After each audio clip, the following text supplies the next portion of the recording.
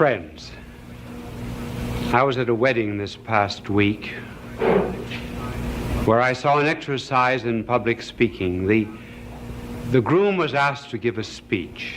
He protested. He said he had never given a speech before in his life. He would be very embarrassed, and he begged off, but everyone insisted. He stood up in order to cover his embarrassment and perhaps to get a little support. He leaned his hand on the shoulder of the bride. He began his talk saying, "This thing has been forced on me."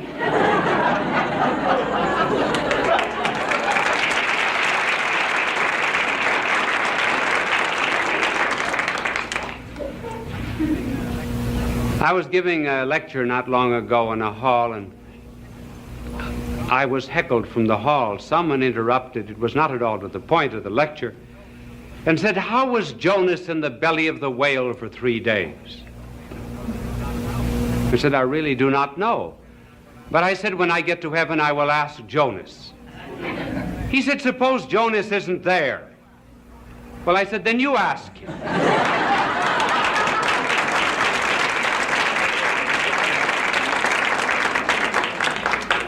As you heard, this telecast is on the mentally sick, sympathy for them.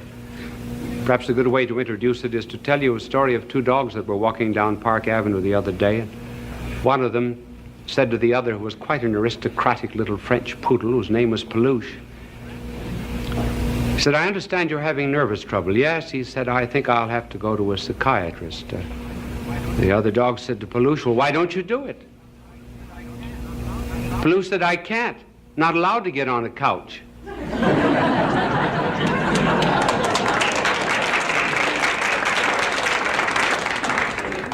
Why is it that we have more mental disorders in the United States than there is in the Eastern world? 51% of the hospital beds of the United States are occupied by mental patients. A mental breakdown is almost peculiar to Western civilization. The reason is this. What keeps people normal is being under necessity. That is to say, having a destiny to work out, or the fulfillment of a quest of some kind. Now, the Eastern people are under a very elemental necessity. There are 2 kinds of necessities. One of them is physical. The Eastern people have to satisfy the elemental requirements of life, the 3 R's. In other words, they have to have a roof for their head, rags on their back, and rice for their stomachs. And as long as they are bound to strive to keep body and soul together, they keep normal. Our Western civilization is not under a physical necessity. There still is another necessity, which is moral. That moral necessity keeps people normal. It is the drive to be virtuous, to lead the good life, to eventually save one's soul. Now, if people do not have either a physical necessity or a moral necessity, they are apt to crack. That's one of the reasons why in our Western civilization we have not the problem of the 3 R's, we've got the ABCs: anxieties, boredom, and complexes. Now we might ask, what are, from a popular point of view, after all this is not a medical discourse, the principal kinds of mental disorders from which people can suffer? Well, they are 2 kinds, and we will describe them quickly and as briefly as possible. One of them is psychoses. The other, neuroses. One difference between the two is that this is organic. It is constitutional. It has something to do with blood and our whole physiological structure, though it could be induced also by some kind of shock. The other, the neuroses, is something that is acquired. It is not organic, it is a trait in personality. For example, someone who has a superiority complex, the desire to be above everyone else. We say this is organic. This is not to be helped so much by any kind of analysis. Some time ago, doctors made an experiment with rats who had been trained to go up certain strings and then to seek in apertures for food. The doctors took blood from a schizophrenic patient, a human being, and injected that blood into the rats. The rats, to a great extent, lost their training, which shows that the basis in some way is organic. That is one difference between the two.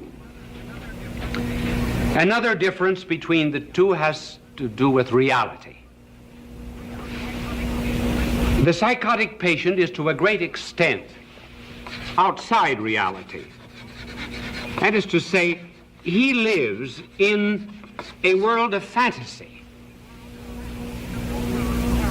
Suppose he's a paranoic and believes that he's being persecuted. That's not a real world. No one is actually following him, though he believes it. The neurotic patient, on the contrary, is in a much more real world, but he has disturbed relations about that world. To explain it much more simply, a psychotic patient believes that 2 and 2 equals 5. Therefore, he's wholly out of contact with the real world, has a logic all of his own. That's one of the reasons why it's rather difficult to use argumentation and reasoning with psychotic patients. The neurotic patient believes that 2 and 2 equals 4, but he's worried about it. Then another difference here, the psychotic has little responsibility, but has some responsibility. Here, there is great responsibility. The neurotic is in flight from responsibility, a flight to illness. For example, there was one man who had worked in an office for 20 years. He was sure that he would be named vice president. He felt that he should have been named one of the 76 vice presidents, but he was not. A younger man was named ahead of him. He developed headaches, sickness. He was not able to go to work. He was not really sick. He was in flight from responsibility because his pride was hurt. Now, those are some of the differences existing between the two kinds of mentally sick, which brings us to this other question. Why is it that so many people break? Now, here we're not so much concerned with the psychotic as with the neurotic, though the explanation will, to some extent, hold. The best explanation that there is that which is given by Dr. Viktor Frankl of Vienna. Now, he uses a very long term to describe it. Doctors must do that, you know. They're like philosophers and theologians. Sometimes big words carry the burden of those who are too lazy to think for themselves. And the test of understanding anything is always to be able to explain it. I can remember once when I was in class in philosophy, the teacher said to me, "Explain time. Give a definition of it." I said, "I know what it is, but I can't tell you." He said, "You do not know what it is. If you knew what it was, you could tell me." So now I wonder if I can explain Dr. Frankl's term for many, which he gives as the explanation of many neurotic cases. He calls it existential neurosis.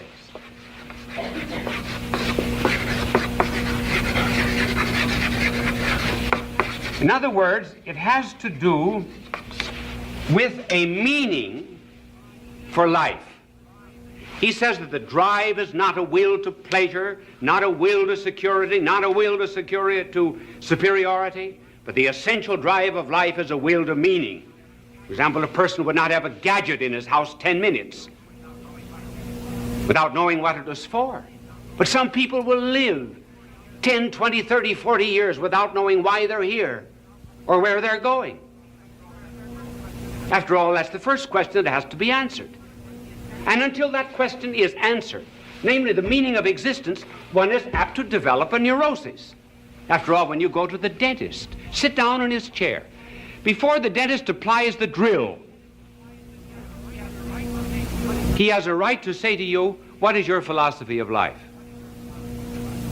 Because if your philosophy of life is wrong, he can't be sure you'll ever pay your bill.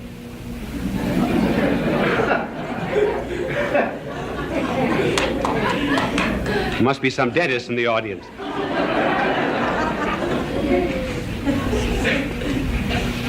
And to see that existential neurosis, how it works out in a small way on Sunday. Some people have Sunday neuroses. They do not know what to do with their time. Leisure is one of the big problems of Western civilization. We work only 38, 40 hours a week, and there are 168 hours in the week. What purpose is life the rest of the time? One of the reasons for juvenile delinquency, and we should call them not juvenile delinquents, but lawbreakers or hoodettes, little hoodlums.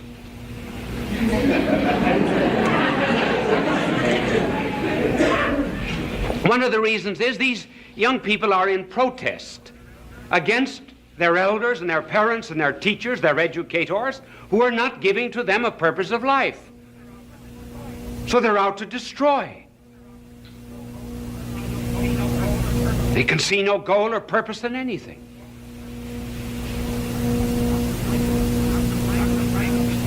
Dr. Frankel, who passed through both the Nazi and the Soviet concentration camp, said that some men who completely lacked a goal or purpose in life thought of their prison existence as just a march to a grave.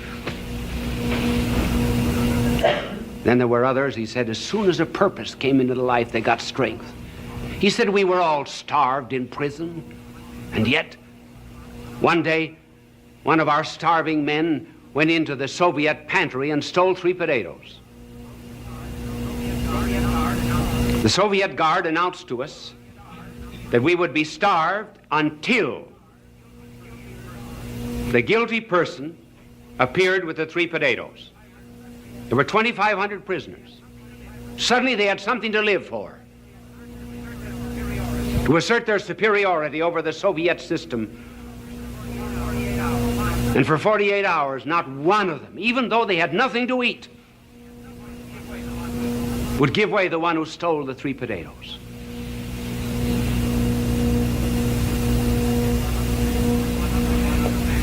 He said one other man who was suffering every form of torture in this concentration camp, and someone said to him, how do you bear it so well? He said, when I came in here, I made a pact with God. I promised him that I would endure every manner of suffering without any kind of protest, if only my wife would be spared from a Soviet prison camp. And that's what makes the difference. Example with our missionaries in China.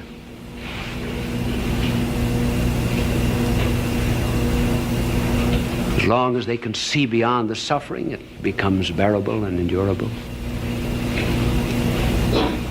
One woman was telling me that every day when she was let out into the prison yard, the guard would open the prison just about that wide and it would take her 2 or 3 minutes to squeeze out, and all of that time he would keep spitting in her face.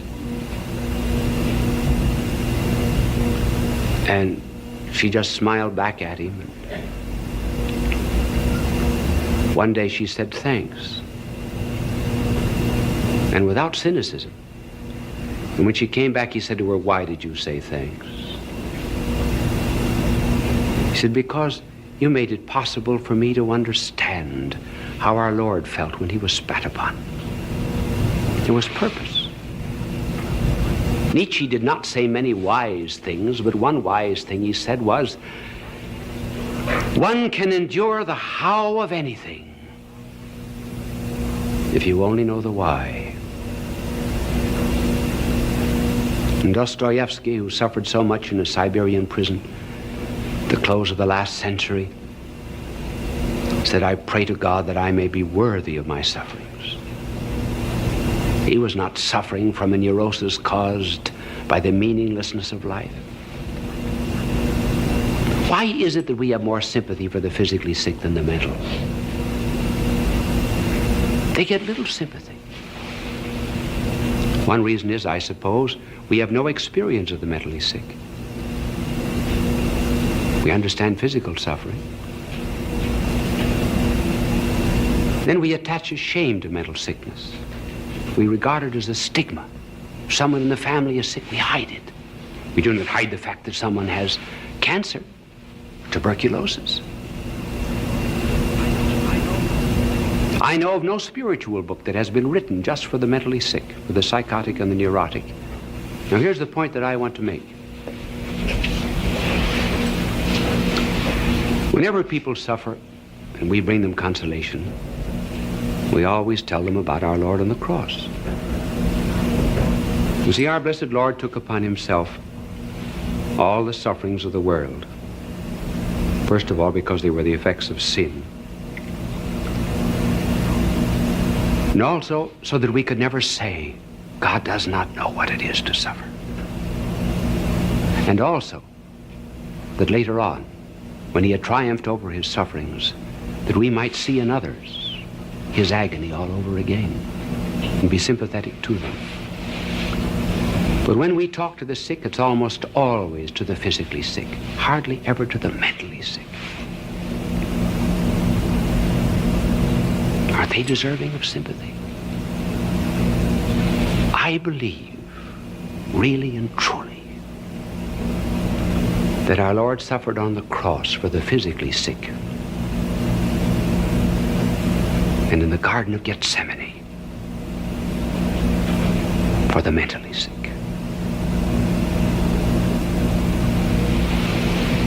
Look at the words that describe his agony there. Sorrowful unto death, sad, heavy, fearful. All the psychological descriptions of these people whose minds are disturbed in some way. And then he suffered the loneliness that they have, their isolation from society. Loneliness by finding his apostles asleep. Loneliness by shutting off all divine consolation. Though he said, I might have asked my Father for 12 legions of angels.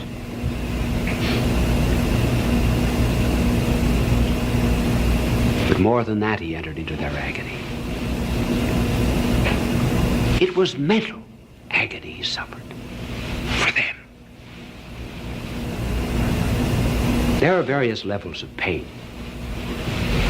And in order to understand his agony, just recall that animals do not suffer as much as we do. We're very apt to read into an animal suffering, but it is actually quite unjustified. An animal may be in pain, say, for 2 or 3 hours, and there's each beat of pain. But the animal never adds up the beats. What might be the 20th stroke of the hammer of pain is not to him the 20th stroke. It's isolated, it's unrelated. It's just that moment. But when we suffer, we go back to the past.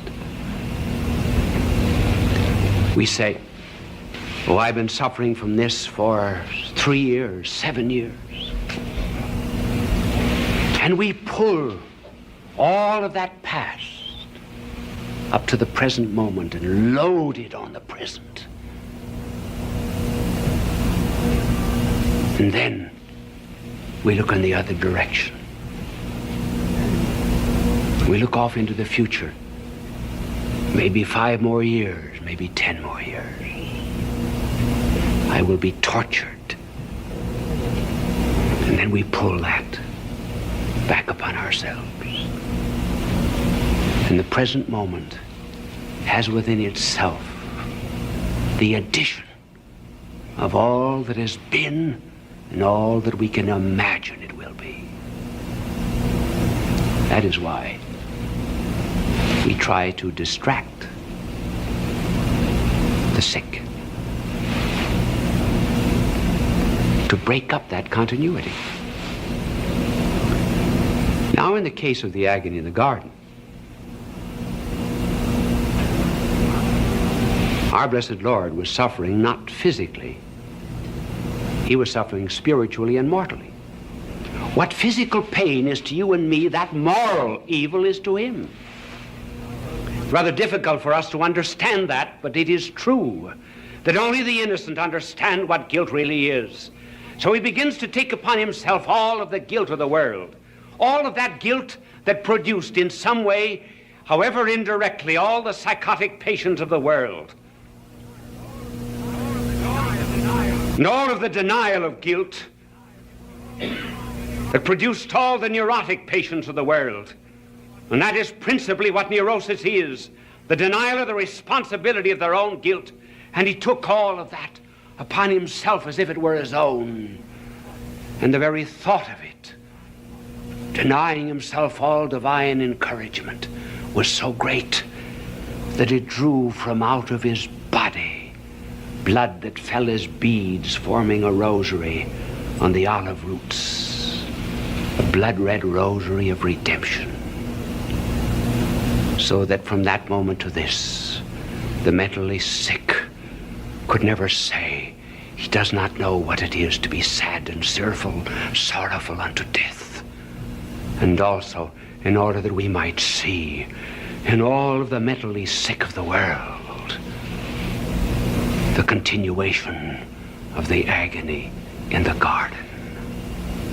Maybe from now on we'll have more sympathy for the mentally sick.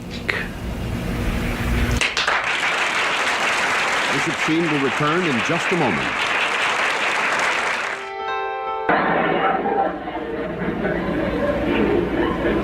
There are actually 4 distinct stages which we will enumerate in the meeting of boys and girls. The last stage of all is courtship. The first of these stages is what might be called a togetherness of boys and girls. And the second stage is separation. The third stage, I give this a rather peculiar name, is to confuse you and make you think that I'm very learned about this problem, is crystallization. And fourth is courtship.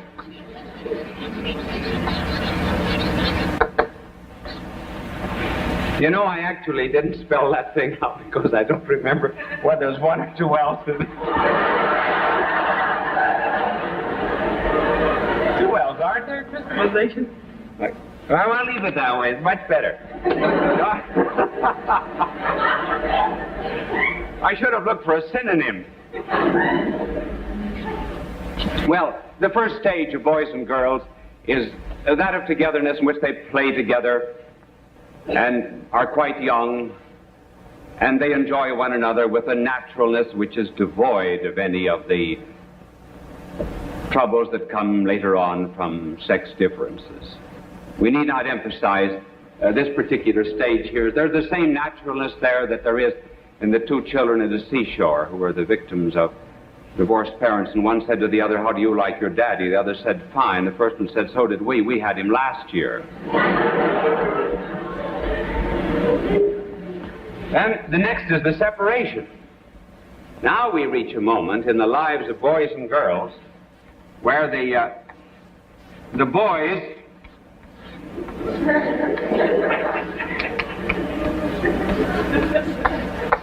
separate from the girls.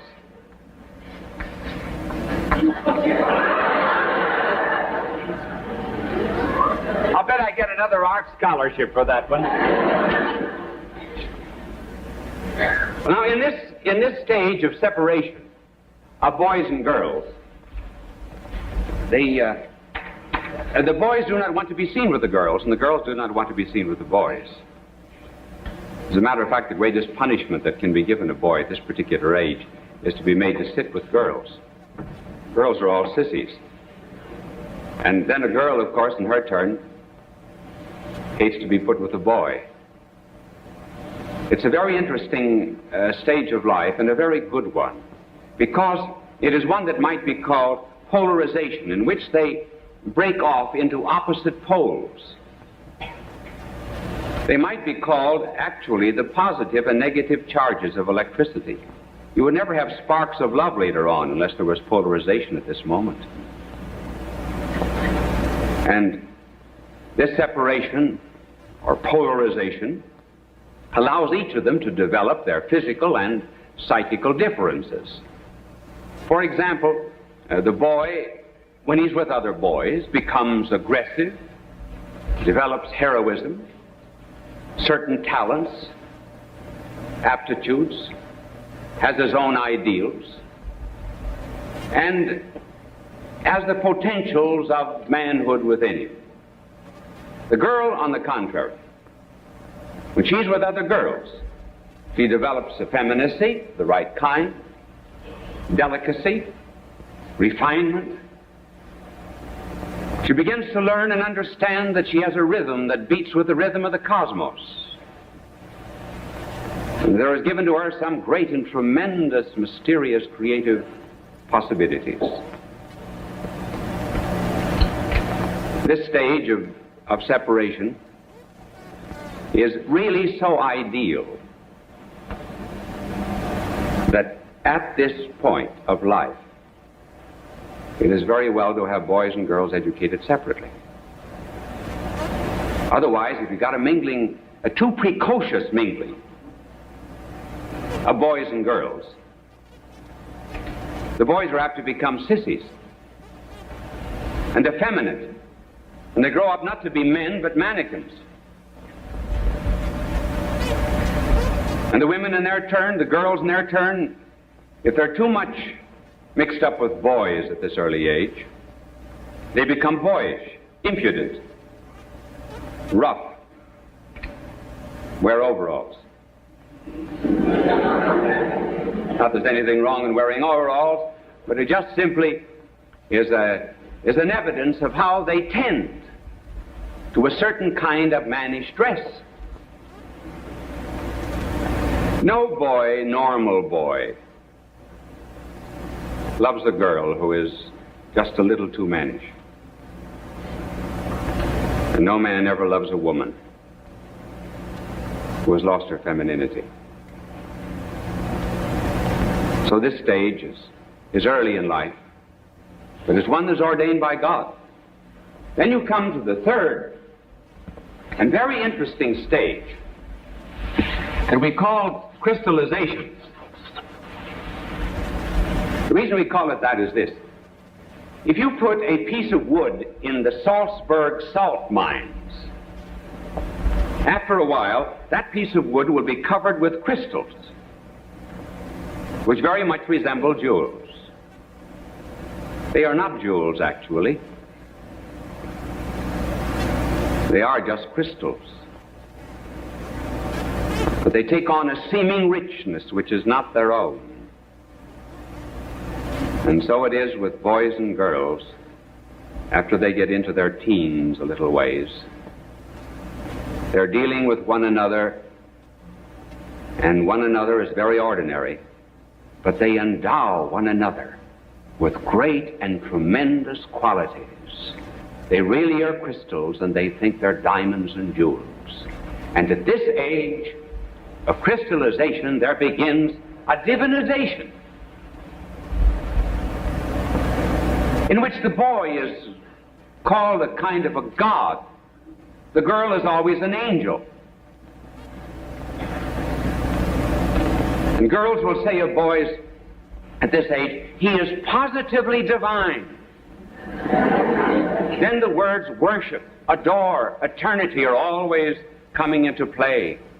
My little angel told me before I came out, I told him about the girls were called angels at this age. He said it'd be well to inquire if an angel can cook, particularly angel cake. Well, at this stage of divinization, there is something right and there's something wrong. And here very often is where parents and educators fail to understand the psychology of youth, simply because they do divinize one another. And they turn crystals into jewels. There's something right and good about this. They would not have had this instinct for turning girls into angels and men into some kind of divinity if there was not already awakening within their soul a love of the infinite itself. They have not only bodies, they have souls, and instinctively these young people know that they were made for infinite happiness. God intended them to have it. There ought to be an ecstasy. There ought to be an unending thrill. They ought to be with the divine. They ought to be with the angels, certainly. And parents and educators should not make fun of young people who crystallize and divinize one another. Why is it that there's so much religion, and the words of religion are so much bound up with love at this stage? It's because love and religion always go together. Just like hate and communism go together, so do love and religion. Their mistake, however, is to place the infinite in the finite,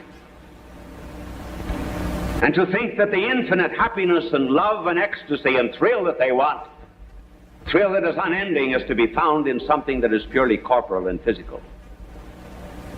That's their mistake. But their craving is right. And a certain amount of sympathy toward the young at this stage can lead them on to a right appreciation of what is good and what they're really seeking. This is the age, of course, when boys begin to wash behind their ears. They discover neckties. They're very careful now of the clothes that they wear. They did not mind a patch in the trousers. Now they do. They begin to have pin-up girls in their rooms. I heard of two soldiers in Korea. They had beds next to one another, and one of them had a lot of pin-up girls above his bed, and he was studying them. The other soldier said to him, "Remember, they're 85% water."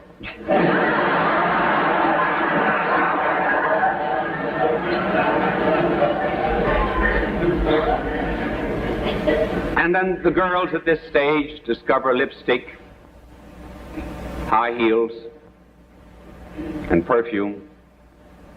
I know of one girl who was being crystallized at this particular age of life, who believed the perfume advertisements. Remember the cartoon that appeared years ago? Someone went into a perfume counter and said, "Haven't you anything for beginners?"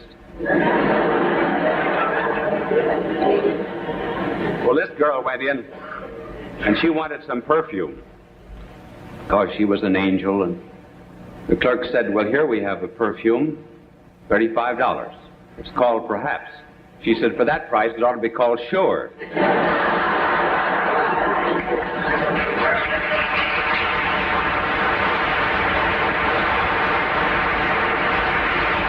This is also the stage when boys and girls are absolutely convinced that their parents know nothing at all about love.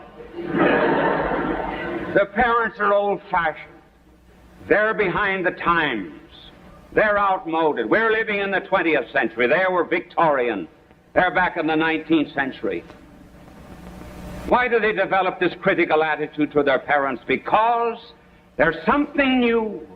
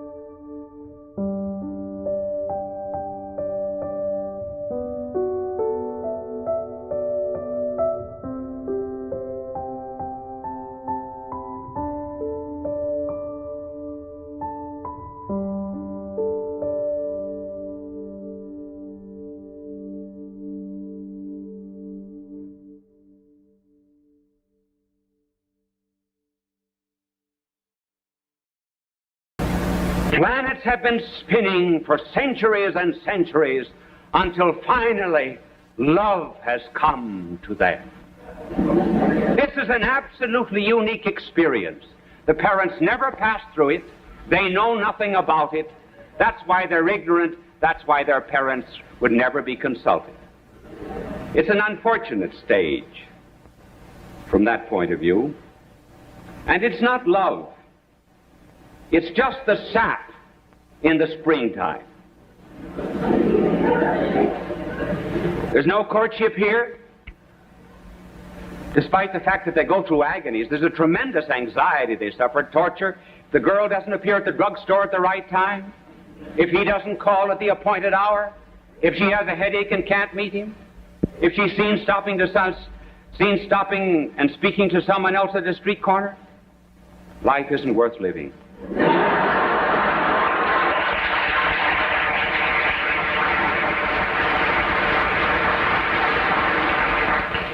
This has rightly been called puppy love.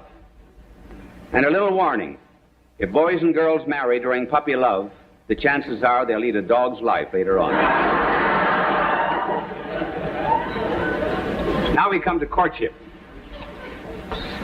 And courtship, we cannot give all standards and tests, but we will give just a few. Two will refer to young men and young women together. One will refer to a young woman alone, and the other a test for a young man. First together is the problem of affinity. And secondly, for boys, sacrifice. For girls, femininity.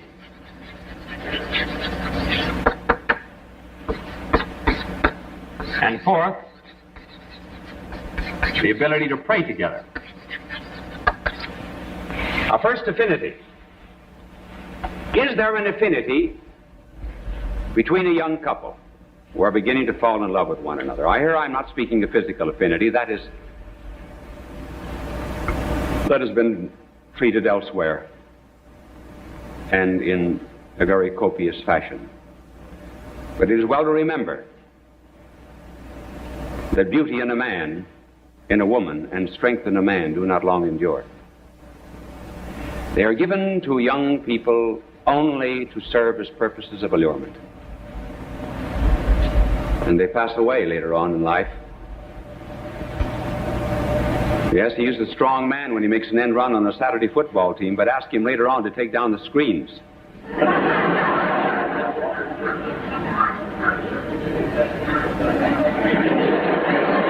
I must have hit someone with that one.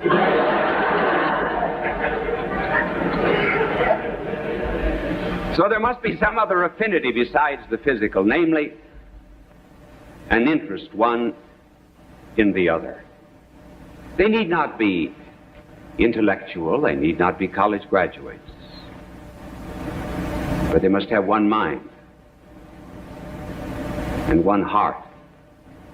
If, for example, the husband is a salesman, he comes home at night and says, "Listen, dear, wonderful, wonderful thing happened. I sold 1,000 refrigerators today." And she says, "How do you want your eggs?" Well, that's one of affinity. A musician, for example, should never marry a woman who's tone deaf. But above and beyond all that, married life is very much like a game of tennis. There's a give and take.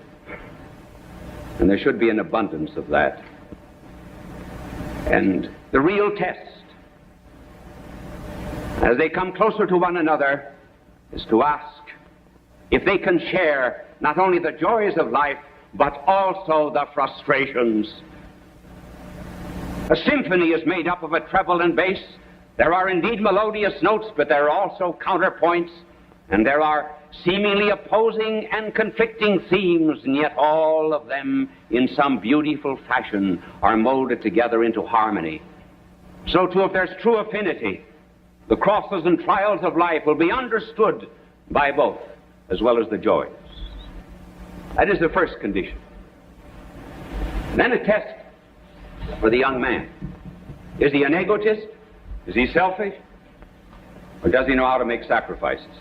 And as regards sacrifices, remember, sacrifices are born of love. That's the reason he gives a ring of gold instead of tin. Because it costs something. If he's egotistic before marriage, he'll be egotistic afterwards, more so. If he sends you 100 flowers before marriage, you'll get 10 afterwards. If he has 4 roses before marriage, he'll have 40 roses afterwards.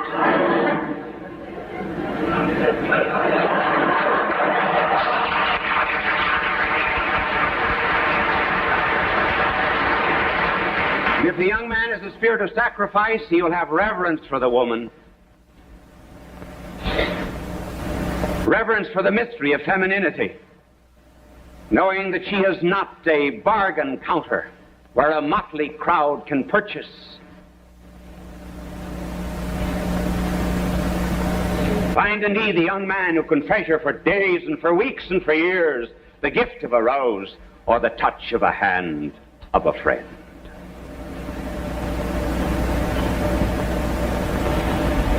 Now a little test for the young women on the part of the men. Has she femininity? What does that mean? Every